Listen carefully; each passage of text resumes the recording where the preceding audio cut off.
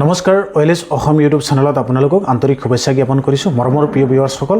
আজি আপোনালোক সকলোৰ কাৰণে এটা ইম্পৰ্টেণ্ট আৰু গুৰুত্বপূৰ্ণ খবৰ লৈ আহিছোঁ, যিটো PM কিষাণ সন্মান নিধিক লৈ পেলাই। অসমত বহু সংখ্যক PM কিষাণ সন্মান নিধিৰ কাৰণে বহুতে PM কিষাণৰ পইচা পায়, কিন্তু সমাগত এতিয়া সময় ওচৰ চাপি আহিছে যে PM কিষাণৰ 21 নম্বৰ কিস্তি পোৱাৰ। মই আপোনালোকক স্ক্ৰীনত দেখুৱাই আছোঁ আৰু আপোনালোকে দেখিবই পাইছে যে PM কিষাণ সন্মান নিধিৰ যিটো অফিচিয়েল ৱেবছাইট আছে, সেই ৱেবছাইটটোত কেনেকৈ আপোনালোকে খবৰ পাব আৰু বৰ্তমান 21 নম্বৰ কিস্তি পোৱাৰ আগত আপোনালোকে কি কাম কৰিব লাগিব সেইখিনি আপোনালোকক সবিশেষ জনাই আছোঁ এই ভিডিঅ'ৰ যোগেদি। এতিয়া মই হাইলাইট কৰি দেখুৱাইছোঁ, honourable prime minister has release 20 instalment PM Kisan on 2 August 2025 from Banarasi. গতিকে 20 নম্বৰ কিস্তি যিটো 2 আগষ্ট 2025 বানাৰসীৰ পৰা প্ৰধানমন্ত্ৰী মহোদয়ে ৰিলিজ কৰিছিল। এতিয়া 21 নম্বৰ কিস্তি যিটো আছে সেইটোৰো অফিচিয়েল আপডেট যিটো আছে সেইটো আপোনালোকে তাৰ পৰা পাব, যিটো মই আপোনালোকক স্ক্ৰীনত দেখুৱাই আছোঁ হাইলাইট কৰি আপোনালোকে দেখিব পাৰিছে বা প্ৰত্যক্ষ কৰিব পাৰিছে। ইয়াতে কিছুমান গুৰুত্বপূৰ্ণ বৰ্তমান আপডেট আপোনালোকক দিব বিচাৰিছোঁ, যিটো বহুতো ইম্পৰ্টেণ্ট। PM কিষাণৰ অফিচিয়েল যিটো ৱেবছাইট আছে তাতে ফাৰ্ষ্ট এটা অপশ্যন লিখা আছে EKYC। যদি আপোনালোকৰ PM কিষাণৰ এপ্লাই আগত কৰিছিলে বা আপোনালোকে পইচা পাই আছিলে আৰু বৰ্তমান আপোনালোকৰ EKYCৰ প্ৰয়োজন হয়তো হ'ব পাৰে, গতিকে EKYCখিনি আপোনালোকে অতি সোনকালে কৰি ল'ব। কাৰণ EKYCৰ যদি প্ৰব্লেম থাকে তেতিয়াহ'লে আপোনালোকে PM কিষাণৰ যিটো 21 নম্বৰ কিস্তি আছে সেইটো নাপাব পাৰে। সেইকাৰণে যাতে এনেধৰণৰ অসুবিধা নহয় সেইকাৰণে এই ভিডিঅ'টো প্ৰস্তুত কৰিছোঁ। তাৰপিছত আপোনালোকক আহিল 2 নম্বৰ এটা গুৰুত্বপূৰ্ণ আপডেট, যিটো সকলোৰ কাৰণে প্ৰযোজ্য, নিউ ফাৰ্মাৰ ৰেজিষ্ট্ৰেশ্যন। বহুতে PM কিষাণৰ পইচা পূৰ্বত পাইছিল কিন্তু ফাৰ্মাৰ ৰেজিষ্ট্ৰেশ্যন কৰা নাই। ফাৰ্মাৰ ৰেজিষ্ট্ৰেশ্যন নকৰাৰ কাৰণে তেওঁলোকে প্ৰব্লেম হৈছিল। বৰ্তমান চৰকাৰী হিচাপে নিৰ্দেশনা জাৰি কৰা হৈছে যে নিউ ফাৰ্মাৰ ৰেজিষ্ট্ৰেশ্যন কৰাটো বাধ্যতামূলক। যিবিলাকে PM কিষাণৰ পূৰ্বত নাম আছে, তেওঁলোকে PM কিষাণ পাই আছিল, তেওঁলোকৰ লিষ্টত নাম আছে, গতিকে তেওঁলোকে অতি সোনকালে ফাৰ্মাৰ ৰেজিষ্ট্ৰেশ্যনটো কৰি লওক। ফাৰ্মাৰ ৰেজিষ্ট্ৰেশ্যনটো কৰিবৰ কাৰণে আপোনালোকে অফিচিয়েলি যিটো ডিষ্ট্ৰিক্ট এগ্ৰিকালচাৰ অফিচ আছে বা আপোনালোকৰ ওচৰৰ পঞ্চায়ত অফিচ আছে বা য'ত CSC চেণ্টাৰ বা PFC চেণ্টাৰ আছে তাত গৈ পেলাই আপোনালোকে ভিজিট কৰি ফাৰ্মাৰ ৰেজিষ্ট্ৰেশ্যনটো কৰি ল'ব। কিন্তু মই আপোনালোকক আৰু এটা ইম্পৰ্টেণ্ট আৰু গুৰুত্বপূৰ্ণ খবৰ দিব বিচাৰিছোঁ। মই বিশেষকৈ অসমৰ ভিডিঅ' দেখুৱাই আছোঁ। ফাৰ্মাৰ ৰেজিষ্ট্ৰেশ্যনৰ কাৰণে আপোনালোকে এইটো মই ফাৰ্মাৰ ৰেজিষ্ট্ৰেশ্যন 1 মিনিট মই চাৰ্চ কৰিছোঁ, ফাৰ্মাৰ ৰেজিষ্ট্ৰেশ্যন ইন আছাম।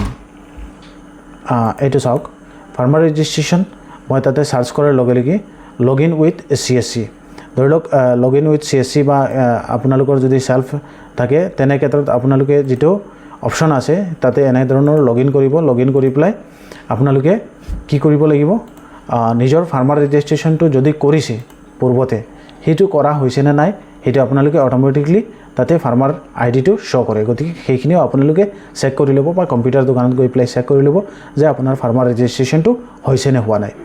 তাৰপিছত নেক্সট এটা অপশ্যন আছে, যদি আপোনালোকৰ সেই যিটো PM কিষাণ আছে এপ্লাই কৰাৰ পিছত আপোনালোকে একো গম নাপায় লিষ্টত নাম আছেনে নাই, ন' ইয়ৰ ষ্টেটাছ সেইটো আপোনালোকে নাজানে, সেইটো গৈ পেলাই 3 নম্বৰ যিটো অপশ্যন আছে status of self registered farmer CSC farmers, তাতে ক্লিক কৰি পেলাই আপোনালোকে আধাৰ নম্বৰটো আৰু কেপচাটো ফিল আপ কৰি চাৰ্চ কৰাৰ লগে লগে অট'মেটিকলি আপোনালোকৰ যদি PM কিষাণ আছে তাতে অট'মেটিকলি লিষ্টখিনি পাই যাব। এই দুটা ডাউটখিনি আপোনালোকৰ আশা কৰোঁ ক্লিয়াৰ হৈ যাব লাগে। PM কিষাণ যিটো সন্মান নিধি আছে সেইটো যিটো স্কিম আছে তাৰ অন্তৰ্গত চৰকাৰী হিচাপে যিখিনি পইচা দিয়া হয় সেইখিনি আপোনালোক সকলোৱে জানে। আৰু এতিয়া আপোনালোকক আৰু এটা গুৰুত্বপূৰ্ণ ইনফৰমেশ্যন দিব বিচাৰিছোঁ এই ভিডিঅ'টোতে।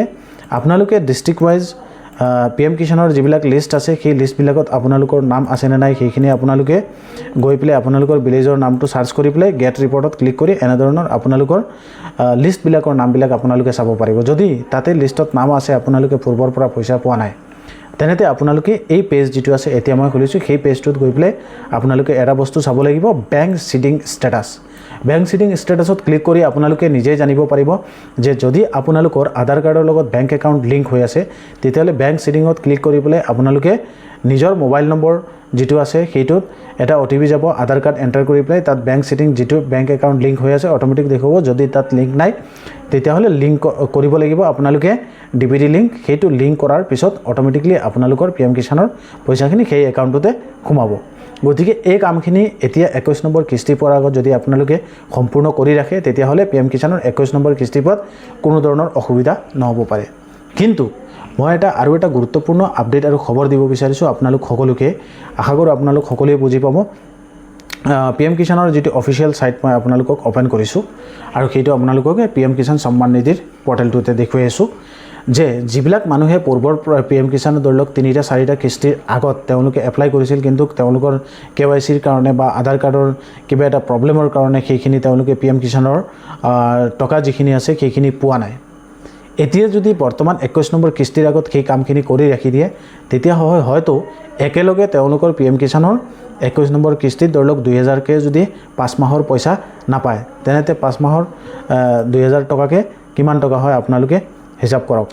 এইটো চাওক 2000 × 5 এইটো 10000 টকা। 10000 টকা আপোনালোকে একেলগে পাব। গতিকে আপোনালোকে যদি পূৰ্বৰ পৰা PM কিষাণৰ পইচা পোৱা নাই সেইখিনি আপোনালোকে অতি সোনকালে চেক কৰি লওক আৰু সেই হিচাপে আপোনালোকে এই কামখিনি কৰি ৰাখক। নিশ্চয় আপোনালোকে একেলগে পইচা পাব। আৰু যদি পূৰ্বৰ পৰা আপোনালোকে পাই আছে আৰু 21 নম্বৰ কিস্তি এতিয়া পাবৰ কাৰণে আপোনালোকে ৰেডি হৈ আছে তেতিয়াহ'লে এই কামখিনি কৰি ৰাখিব। eKYCটো কৰি ল'ব। eKYCত ক্লিক কৰিব। eKYCত ক্লিক কৰি আপোনালোকৰ আধাৰ নম্বৰ দি পেলাই চাৰ্চ কৰি আৰু নিজৰ ৰেজিষ্টাৰ্ড মোবাইল নম্বৰত OTP যাব।